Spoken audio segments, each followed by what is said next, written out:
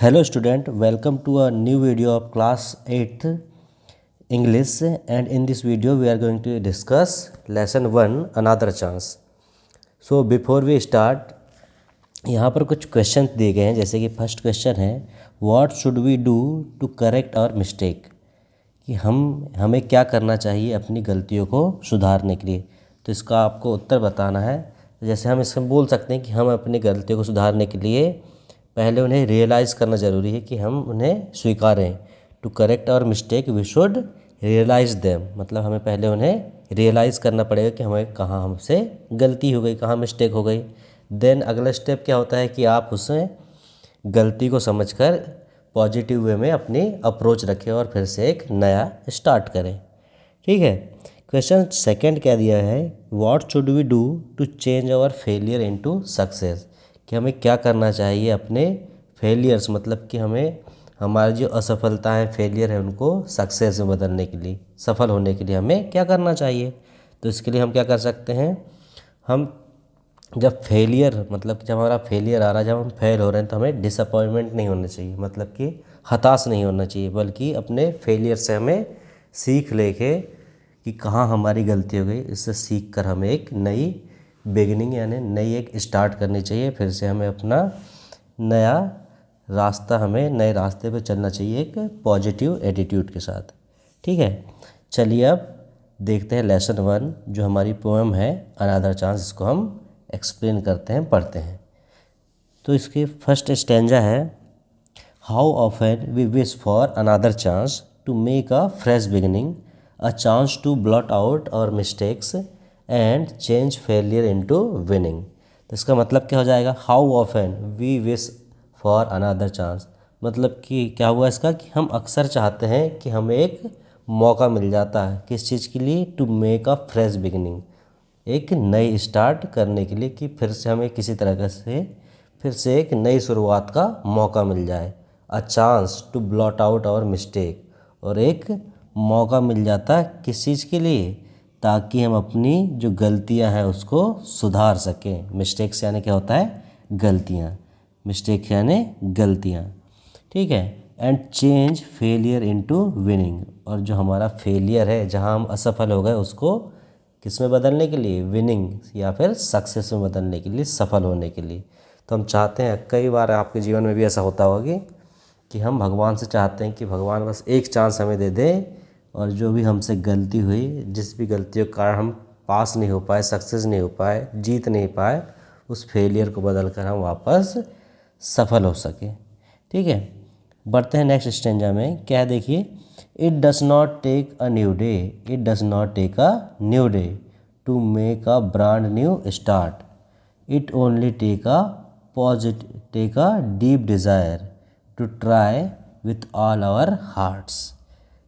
इसका मतलब क्या हो गया, it does not take a new day, मतलब इस चीज़ के लिए, मतलब कि हमारे जो फेलियर से विनिंग में चेंज करने के लिए हमें कोई दिन नहीं लगता है. It does not take a new day, एक नए दिन की ज़रूरत नहीं है. To make a brand new start, और एक नए और ब्रांड न्यू स्टार्ट की ज़रूरत नहीं है. सिर्फ किस चीज़ की ज़रूरत है, it only takes a deep desire, सिर्फ हमारे अंदर क्या होनी चाहिए, एक डीप डिज़ायर होनी चाहिए, मतलब कि इस फेलियर से हमें विनिंग में बदलने की एक अंदर से डिज़ायर होनी चाहिए, चाह होनी चाहिए, इच्छा होनी चाहिए. To try with all our hearts, जो हमारे दिल से आए, जो हमारे अंदर से आए, कि हमें नहीं, अब हमें हमारा जो फेलियर है उससे हमें आगे बढ़ के हमें विनिंग की तरफ ध्यान देना है.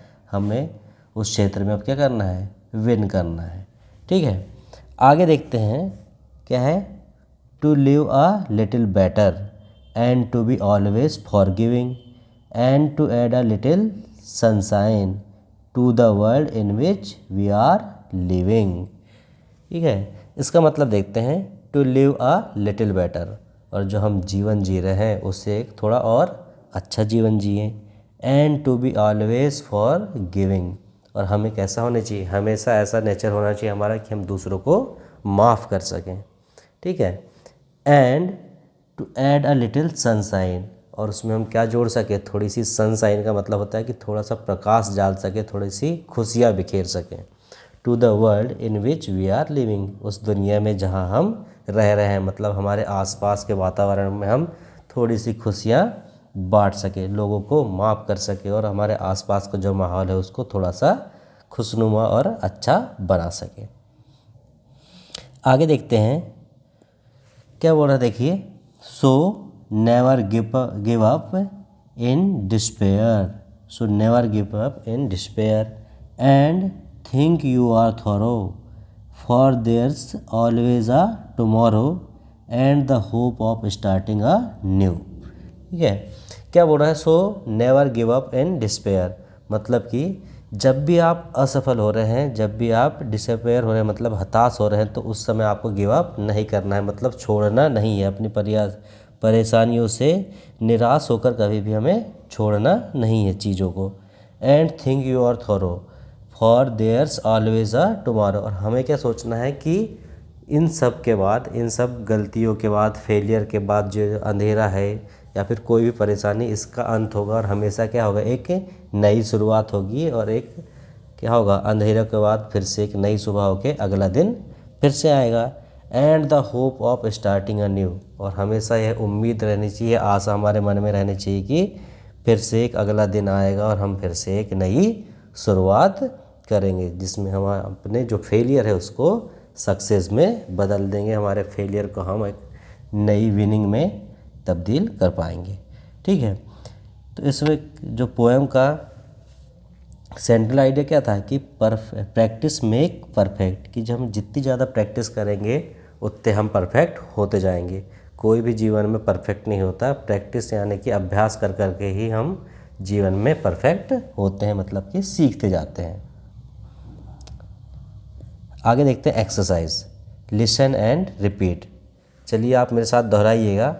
क्या लिखा है, पहला वर्ड देखिए, beginning, winning, forgiving, start, heart, part, better, letter, fatter, deep, keep, beep. इसके बाद वर्ड पावर है, read the poem and write the antonyms of the following word. हमें क्या लिखना है इसमें, एंटोनिम्स, और एंटोनिम्स यानी क्या होता है, एंटोनिम्स मतलब होता है विलोम शब्द या फिर ऑपोजिट वर्ड, मतलब एक दूसरे के विपरीत। जैसे यहाँ एग्जाम्पल दिया गया है, गुड का क्या लिखा है यहाँ पर, बैड, गुड यानी अच्छा और बैड यानी बुरा। चलिए आगे देखते हैं जो शब्द दिए गए हैं उनका उल्टा क्या होता है। जैसे कि यहाँ पहला शब्द क्या दिया हुआ है, सक्सेस, सक्सेस यानी होता है सफलता, तो इसका उल्टा क्या हो जाएगा, इसका एंटोनिम्स क्या हो जाएगा, फेलियर। सक्सेस का उल्टा क्या हो जाएगा, फेलियर। ठीक है, इसके बाद है स्टेल, स्टेल यानी होता है बासी, पुराना। ठीक है, तो इसका करेक्ट क्या हो जाएगा आंसर, एंटोनिम क्या हो जाएगा इसका, फ्रेश, फ्रेश यानी ताज़ा और स्टेल यानी बासी। उसके बाद क्या है, होप, होप यानी क्या होता है, आशा। ठीक है, होप यानी आशा, और डिस्पेयर, डिस्पेयर यानी निराशा। इसके बाद क्या है, एंड, एंड का सभी को पता होगा, एंड यानी अंत। इसका क्या हो जाएगा, एंड का स्टार्ट हो सकता है या फिर बिगिनिंग हो सकता है, स्टार्ट या बिगिन। ठीक है, आगे देखते हैं सॉलो, सॉलो यानी होता है छिछला, मतलब कि ऊपर ऊपर, तो इसका ऑपोजिट क्या हो जाएगा, डीप, डीप यानी क्या होता है, गहरा। ठीक है, आगे बढ़ते हैं और देखते हैं बी, बी पार्ट में क्या करना है हमें, fill in the blanks with appropriate vowel, vowel हमें एप्रोप्रिएट वोवेल मतलब सही वोवेल यहाँ पे फिल इन द ब्लैंक्स में डालना है ताकि प्रॉपर वर्ड बन सके।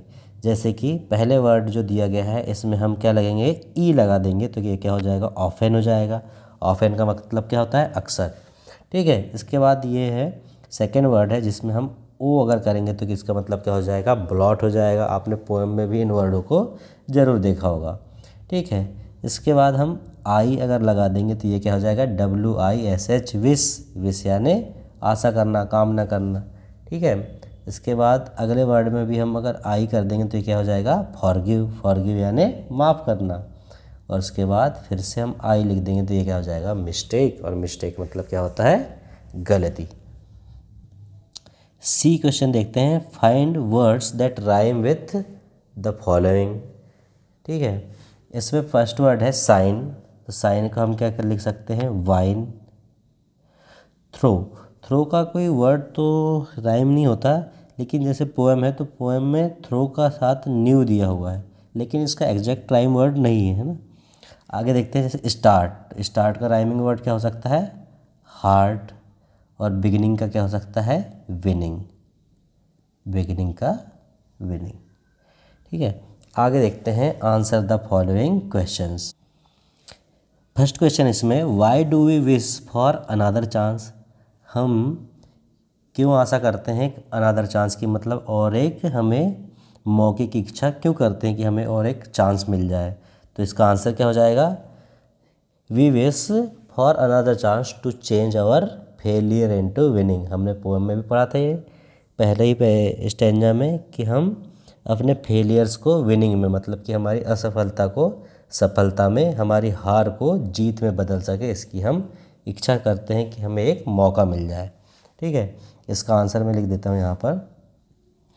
तो इस प्रकार से आप आंसर लिख देंगे, we wish for another chance to change our failure into winning. Question number second देखते हैं, B, what does it take to make a brand new start.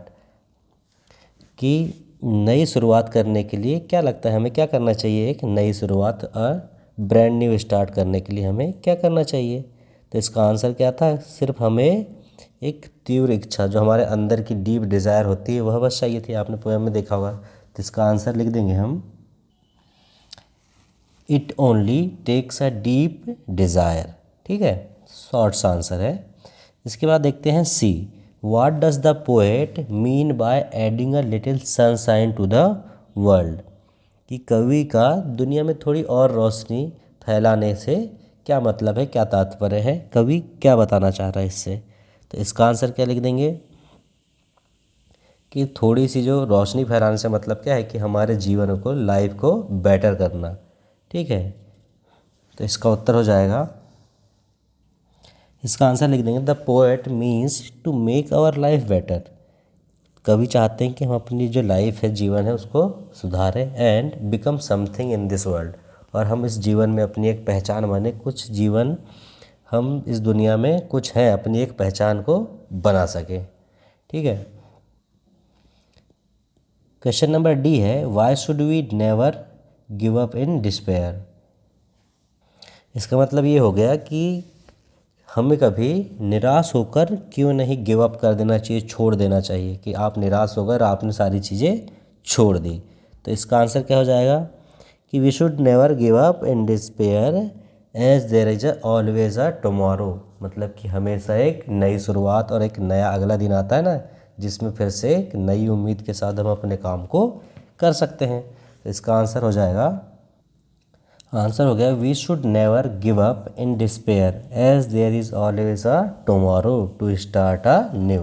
कि हमें कभी भी परेशान होके नहीं छोड़ देना चाहिए, गिव अप नहीं कर देना चाहिए, as there is always a tomorrow. क्योंकि हमें पता है कि हमेशा क्या होगा, अगला दिन आएगा, कल आएगा, कि हम अपनी एक नई शुरुआत कर सके इसमें। आगे देखेंगे E, what should we hope for our future.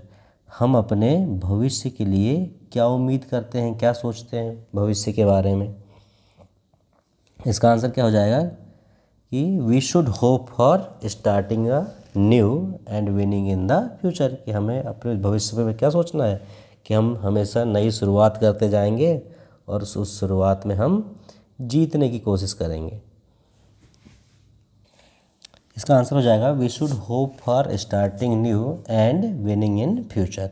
कि हमें हमेशा किस चीज़ की होप रखना है, स्टार्टिंग न्यू मतलब कि नई शुरुआत की, and winning in the future मतलब कि जीत की उम्मीद रखनी चाहिए भविष्य में। आगे देखते हैं, मैच द फॉलोइंग। इसमें आपने लेसन में देखा होगा, a chance to blot, a chance to blot our mistake हमने पढ़ा था। तो इसका हो जाएगा, नीचे ये हमने जोड़ दिया। उसके बाद सेकंड है, it only takes, it only takes sunshine. इसका क्या हो जाएगा, it only takes it only takes a deep desire, हमें सिर्फ किसकी चाहिए ज़रूरत होती है, एक डीप डिज़ायर मतलब कि अंदर से एक उम्मीद आशा की ज़रूरत होती है। To add a little, to add a little sunshine, सिर्फ हमें एक क्या ऐड करना होता है हमारे जीवन में, थोड़े से खुशियों की, थोड़े से सनशाइन की, प्रकाश की ज़रूरत होती है।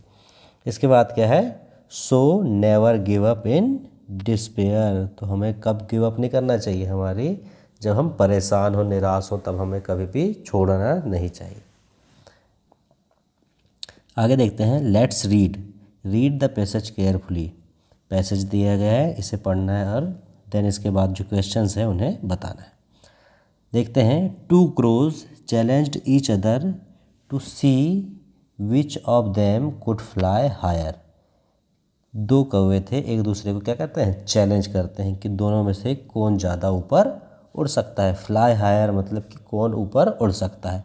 While carrying sack of some sacks of the same size, और उनके हाथ में क्या हो रहेगा, जब उनके पंजों में क्या रहेगा, carrying sacks of same piece, जब उनके हाथ में sack of same piece, same size की क्या रहेंगे, सैक रहेंगे। ठीक है, सैक दिख रहे हैं ये इनके हाथों में, पंजों में। ठीक है, the first crow filled his sack in with cotton and laughed at the other crow who had filled his with salt which was much heavier. तो क्या बोल रहे हैं, फर्स्ट क्रो मतलब कि जो पहला कौवा था, फिल्ड हिज सैक, जो अपना जो पैकेट था, सैक था, उसको किससे भरा उसने, विथ कॉटन, मतलब कि उसने उसमें क्या डाल दिया, रुई डाल दिया, कपास डाल दिया। एंड लाफ्ड, और क्या करता है, लाफ करता है मतलब हंसता है, अदर क्रो मतलब दूसरे कौवे पे। क्यों, क्योंकि वो क्या देख रहा है, हु फिल्ड विथ साल्ट, जिसने अपना जो सैक था किससे भर दिया, साल्ट से, साल्ट मतलब कि नमक से भर दिया, जो क्या है, नमक तो हैवी रहता है कि नहीं, तो जो कॉटन से हैवी है। However when it begins to rain, और जैसे ही जब वो आगे बढ़ते हैं तो क्या होता है, पानी गिरने लगता है। It begins to rain as the second crow had expected, जो किसे पता था, सेकेंड क्रो को, मतलब कि जिसने अपने सैक को किससे फिल किया था, सॉल्ट से। The salt began to dissolve, तो जब पानी गिरने रहता है लगता है तो क्या होता है, जो सॉल्ट था, नमक था, वो क्या लगता है, डिज़ोल्व होने लगता है, मतलब कि पानी में घुलने लगता है। The cotton absorb the rain water, और जो कॉटन थी पहले वाले कौवे के सैक में, वो क्या होती है, पानी को एब्जॉर्ब करने लगती है, सोखने लगती है। आपने देखा होगा ना, कॉटन कपास पानी में डालो तो पानी को सोख लेता है और वजन हो जाता है।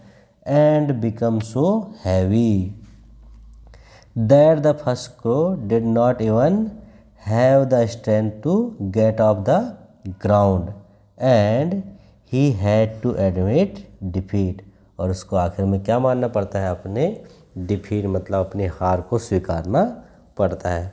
आगे बात समझ में, पहला कौवा क्या चीज़ रखता है अपने सैक में, वो रखता है कॉटन को, और दूसरा कौवा रखता है सॉल्ट को। लेकिन क्या होता है, जो पहला कौवा था वो पहले बहुत खुश होता है कि ये नमक जो है उसे भर रहा है, वो तो बहुत हैवी होता है। लेकिन जब बाद में बारिश होती है तो उससे का जो कॉटन था वो गीला होकर हैवी हो जाता है, और सॉल्ट पानी में डिसॉल्व हो जाता है और वह बह जाता है।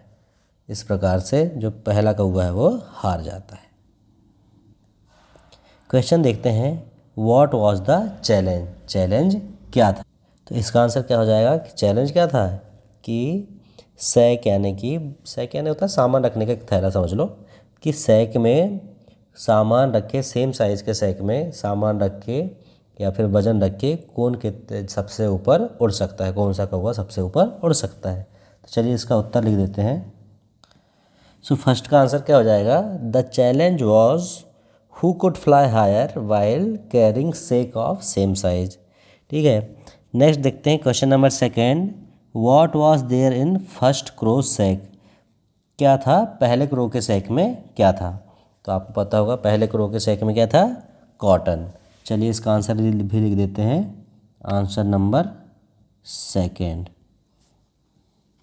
क्या होगा इसका answer? There was cotton in the first sack, first crow's सेक।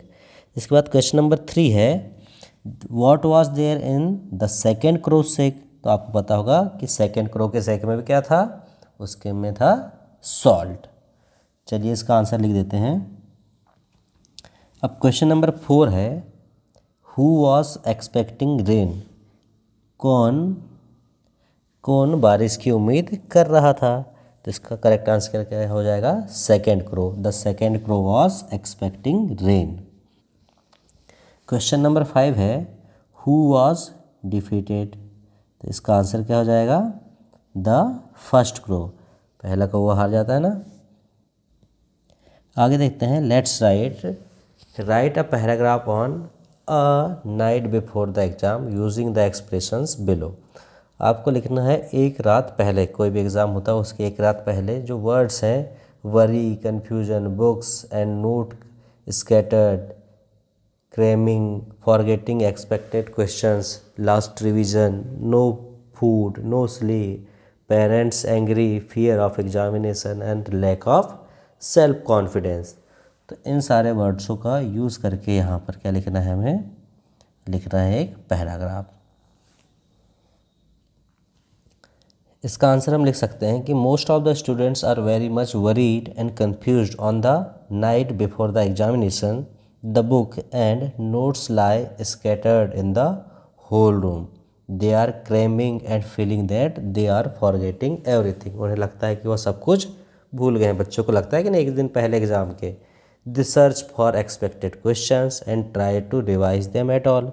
और वो चाहते हैं कि उन्हें एक्सपेक्टेड क्वेश्चंस, मतलब कि जो आने वाले हैं पेपर में, वो कहीं से मिल जाए और वो उनको रिवाइज कर लें। They are unable to have their food और स्लीप। और वो उन्हें खाने की इच्छा नहीं हो रही और नींद नहीं लगती। Their parents become very angry and they understand that it is nothing but the fear of examination. और पेरेंट्स भी गुस्सा होते हैं कि टाइम से सो नहीं रहे, खा नहीं रहे, लेकिन उन्हें भी पता है ये क्या है, फियर ऑफ एग्जामिनेशन है and sheer lack of self confidence. ठीक है, आगे देखते हैं, let's do it. A number has been given to each of the alphabet in the table below, read the table and decode the message. हमें दिख रहा है कि नंबर दिए गए, जैसे ए को 1, बी को 2। अल्फ़ाबेट में जिस प्रकार से नंबर पे आते हैं वो उसी को नंबर उन्हें अलॉट किया गया है। ए से जेड तक 26 अल्फ़ाबेट होते हैं, तो उन्हें 1 से 26 तक कंटिन्यू क्या दिया गया है, नंबर दिए गए हैं। ठीक है, तो हमें इन्हें डिकोड करना है। जैसे कि फर्स्ट लिखा हुआ है 14, 14 नंबर पे क्या है, देखिए एन लिखा हुआ है, तो ये क्या हो गया, एन। 14 मतलब हो गया एन। फिर क्या है 5, 5 नंबर पे क्या आता है ई, 20 नंबर पे आता है, 22 नंबर पे वी, देन अगेन 5 मतलब ई और 18 मतलब आर। तो इससे क्या वर्ड बन गया, नेवर। इसी प्रकार से 7 नंबर पे क्या आता है जी, 9 बोले तो आई, 22 यानी वी, और 5 बोले तो 5। तो ये क्या हो गया, गिव। उसके बाद क्या है 21, 21 मतलब हो गया यू एंड 16 मतलब होता है पी। 16 नंबर पे क्या आता है पी, तो क्या हो गया, गिव अप। 9, 9 का मतलब हो गया आई और 14 होता है एन। 14 नंबर पे क्या आता है एन, तो क्या हो गया, नेवर गिव अप इन।